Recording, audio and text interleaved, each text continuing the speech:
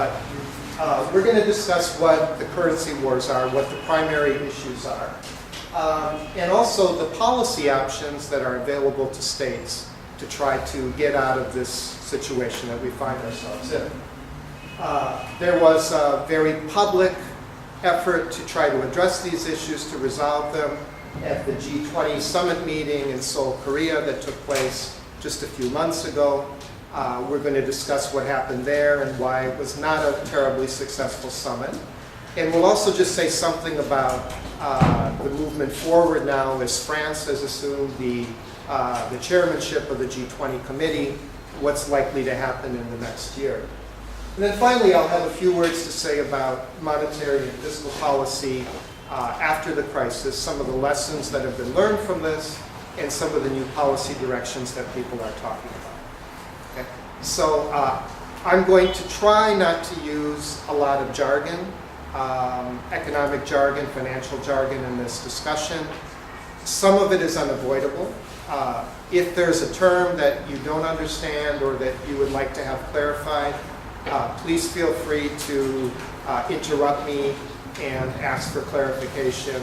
I'm very happy to do that. Or if you have a question as you move along, you need not necessarily wait till the end. You can also ask a question. Okay? My biggest battle is going to be with this remote.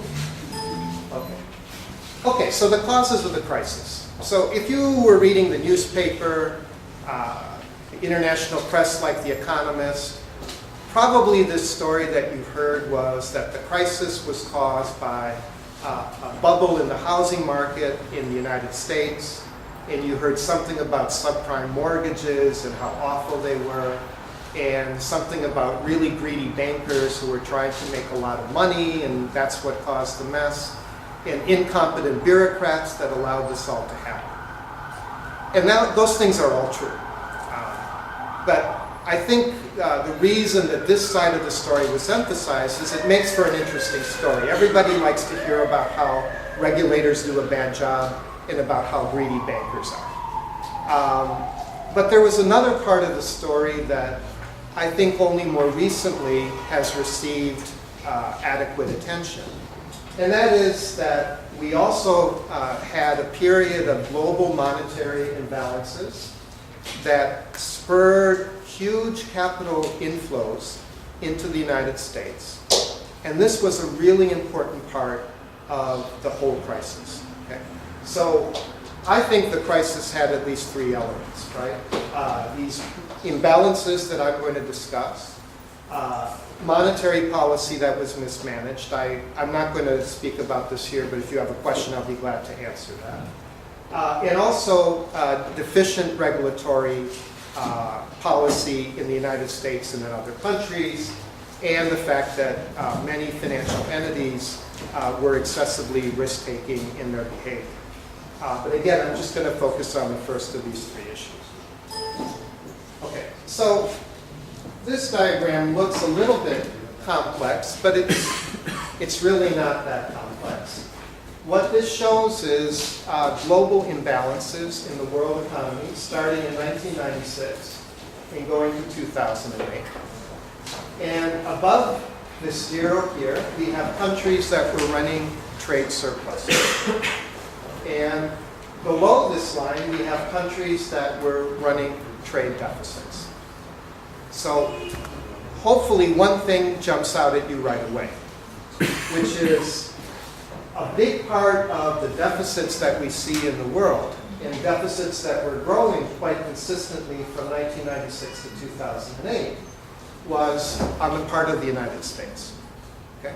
The United States was running huge deficits for a variety of different reasons.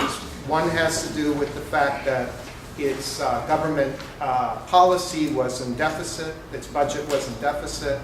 The U.S. was not saving enough, it was consuming too much. So that's one part of the story. But another part of the story that people don't always talk about is that we had countries that were running very, very large surpluses. So as you can see here, China, not much of a surplus initially, but by 2007, 2008, a very, very significant surplus. You have oil exporters also running very large surpluses. And you had a number of European countries, most notably Germany, that was also running surpluses. So you have money basically flowing from these surplus countries almost entirely into one country, the United States, and to a lesser extent, some of the European deficit countries. And you can probably guess which countries they are, right? Greece, Portugal, Ireland. Have you all heard of the PIGS, right? A very horrible acronym, but it's Portugal, Italy, and you can add Ireland, Greece, and Spain, right? These are the deficit countries. Okay. So why is this so significant? Well, a lot of this money, again, was going into the United States. And we can see exactly why this was happening.